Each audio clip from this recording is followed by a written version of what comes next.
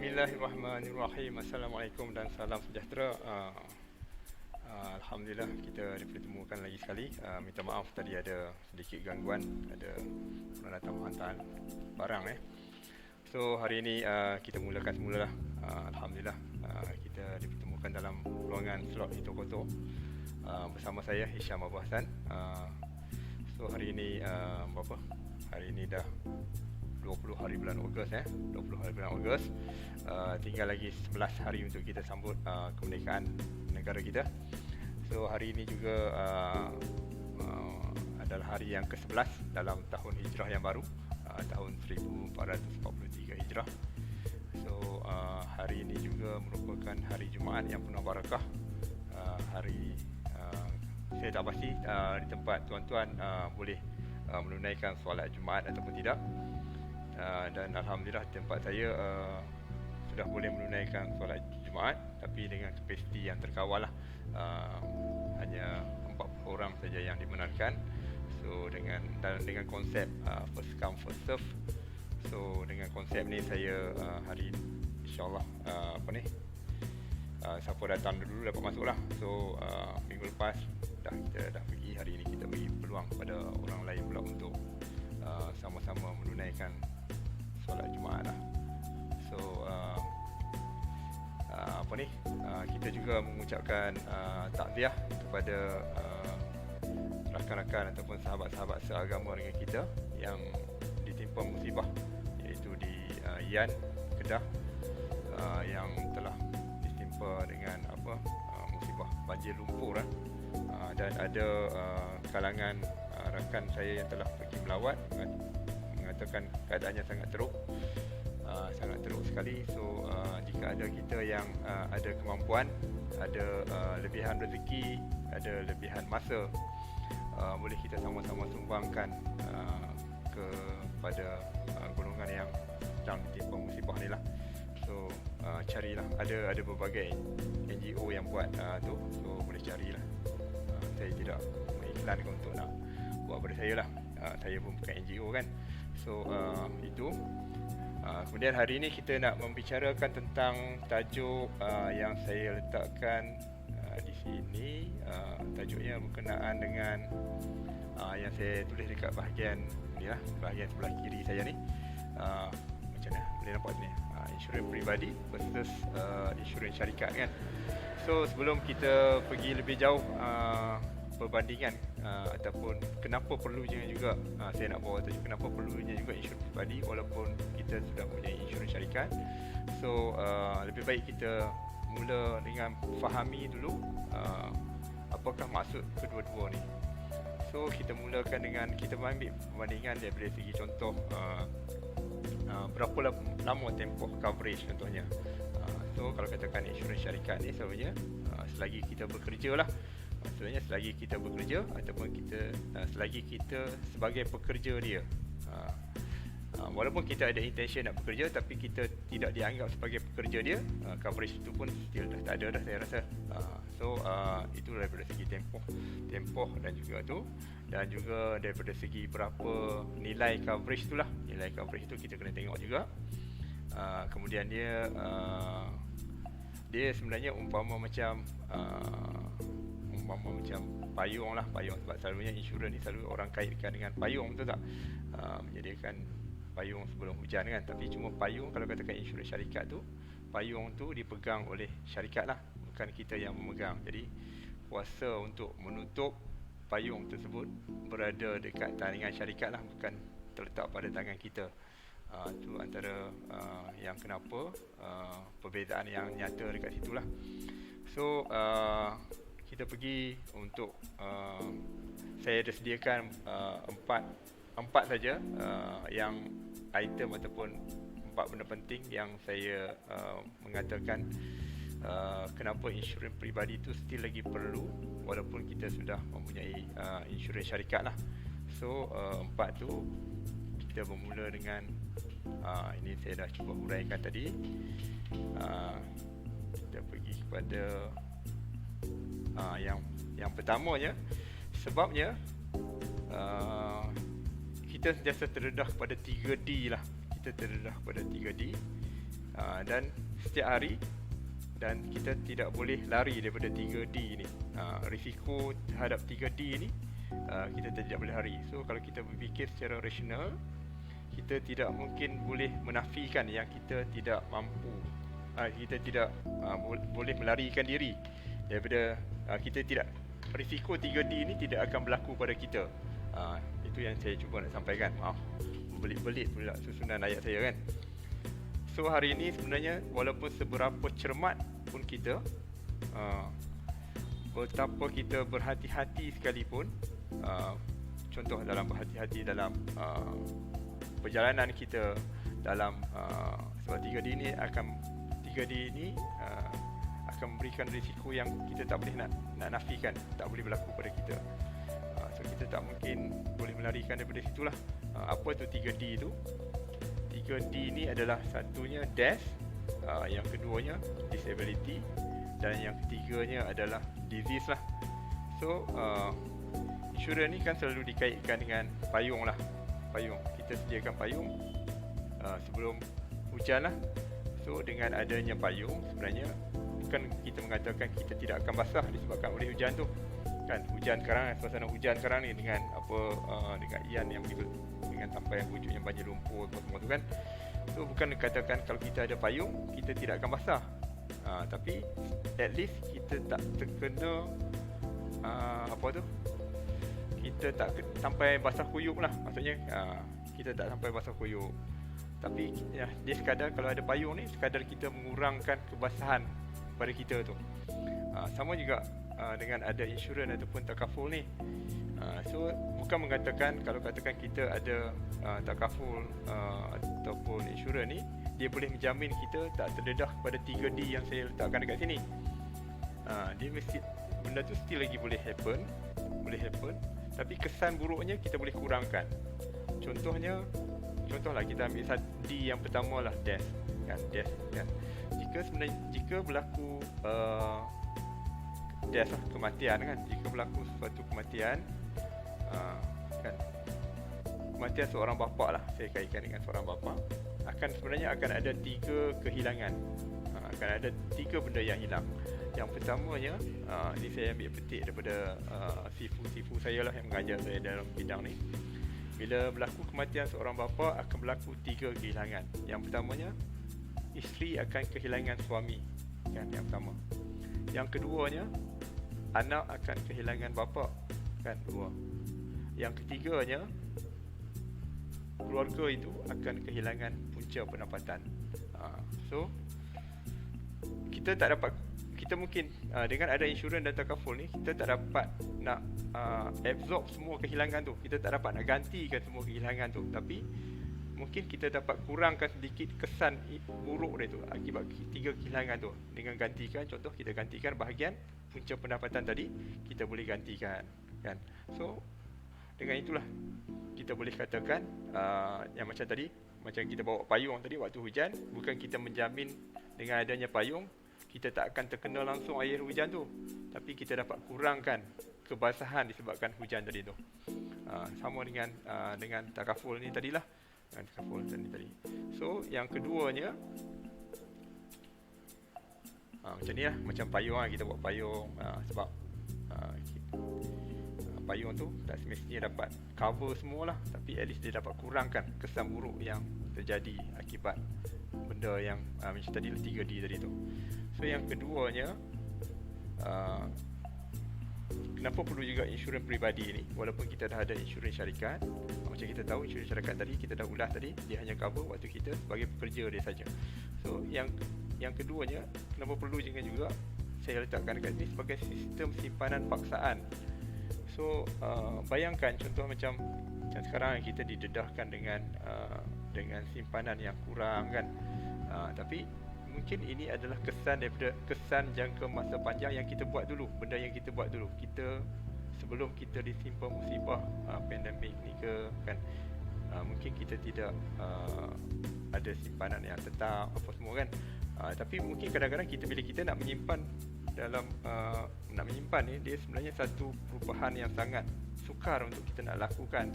Sebabnya kita walaupun semua orang boleh bersetuju dengan simpanan ni merupakan satu tabiat yang baik, tapi nak buat tu perlukan satu benda yang sangat sukar untuk dibuat. Walaupun kita tahu benda tu baik, tapi benda tu sangat sukar dibuat. So kita ambil contoh macam ni lah, macam EPF, betul tak? EPF adalah satu plan simpanan paksaan. Kita bayangkan contoh kalau katakan kita tidak dipaksa untuk menyimpan dalam EPF tu, bolehkah kita ada some amount macam kita boleh keluarkan ILS start, extra, yang bila kita keluarkan dalam EPF tu lah, kan? So benda macam tu disebabkan oleh kita dipaksa untuk menyimpan. Sama juga macam kita boleh gunakan insurans peribadi kita ni sebagai satu skim yang memaksa kita untuk membuat simpanan. Selain daripada kita mendapat perlindungan ataupun mendapat perlindungan daripada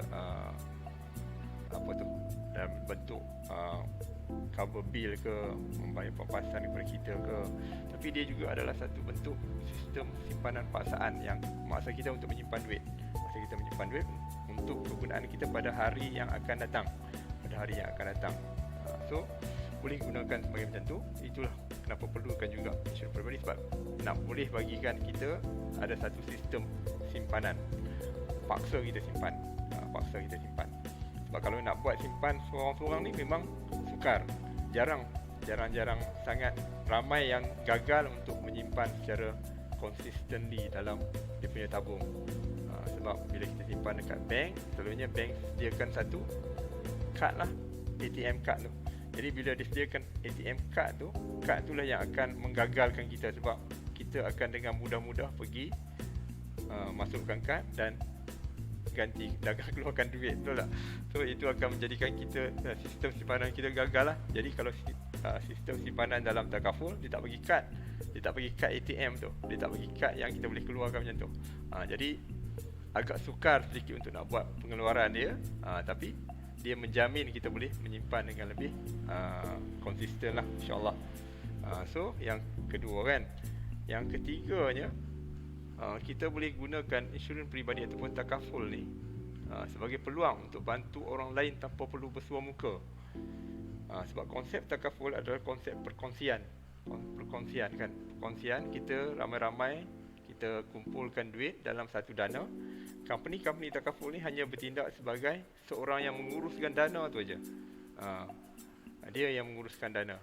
So jadi kita ramai-ramai ni kita simpan dalam dana tersebut, dan bila berlaku musibah pada sesiapa yang mana yang kena musibah, kita akan keluar, company yang menguruskan tu akan keluarkan duit daripada dana tu untuk nak bantu orang yang ditimpa musibah tu. Sebab itulah kita kadang-kadang kenapa orang bertanya juga, kenapa waktu kita dah sakit kita tak boleh ambil takaful. Sebabnya kita nak bagi adil lah. Kita nak bagi adil. Sebabnya orang yang menyimpan dekat situ, kita menyimpan untuk kegunaan kita pada hari yang akan datang, betul tak? Jadi kalau kita gunakan orang yang sakit tu dah nak ambil, dah sakit baru nak ambil, maksudnya tak adil untuk orang lain.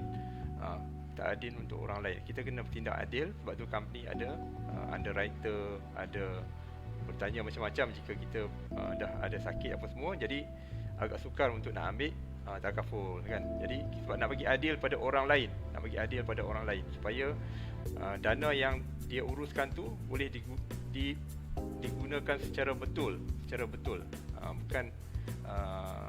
bukan digunakan sewenang-wenangnya kan.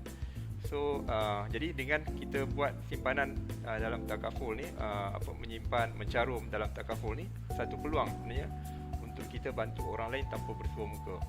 Dan antara bantuan yang terbaik adalah bantuan yang kita tak hebah-hebahkan lah.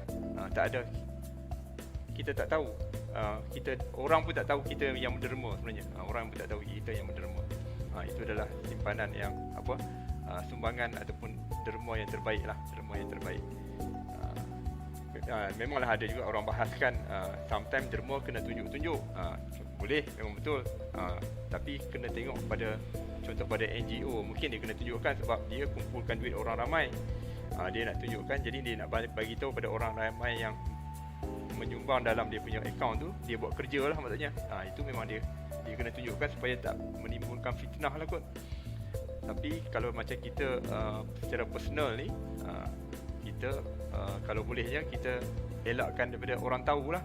Sebab itu adalah sumbangan yang paling baik sekali kan. So dengan takaful ni, dengan insurans kita ambil takaful peribadi ni, satu peluang untuk kita untuk bantu orang lain tanpa perlu orang tahu. InsyaAllah. Walaupun hari ni dah orang tahu dah juga kan, tapi itu adalah salah satu cara dia lah, salah satu cara dia. Kemudian yang keempat yang last kali, dia menyatakan hak dia secara nyata dan jelas. Hak dia nyata dan jelas. Contohnya apa yang saya katakan hak nyata dan jelas ni? Contohnya daripada segi perlindungan, dia dah nyatakan kalau kita ambil plan macam ni, dia ada coverage kita macam ni, bilik kita macam ni semua dah ada jelas lah, dah ada black and white, maksudnya dah ada tertulis, dan kalau katakan kita letakkan penerima pampasan jika berlaku kematian pada kita, kita boleh sekarang ni kita dah boleh memilih sama ada kita pilih dalam bentuk wasi ataupun kita pilih dalam bentuk hibah.